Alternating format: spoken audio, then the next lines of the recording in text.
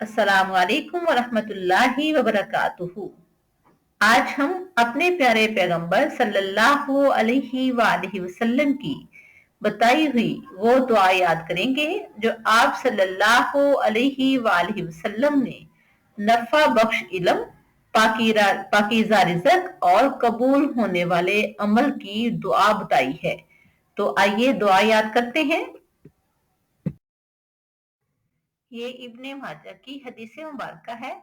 हजरत उम्मे सलमा रजी अल्लाह ताला अन्हा से रवायत है कि रसूलुल्लाह सल्लल्लाहु अलैहि वसल्लम सुबह की नमाज से यानी नमाज फजर से सलाम फेरते तो ये दुआ मांगते, अल्लाहुम्मा इन्नी अस्अलुका इल्मन नाफियम व रिज़्कन तय्यिबम व अमलन मुतकब्बिरा।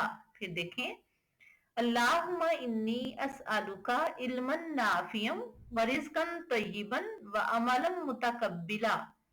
ऐ अल्लाह, मैं तुझसे नफा देने वाले इल्म और पाकीज़ा रिज़्क और कबूल किए गए अमल का सवाल करता हूँ।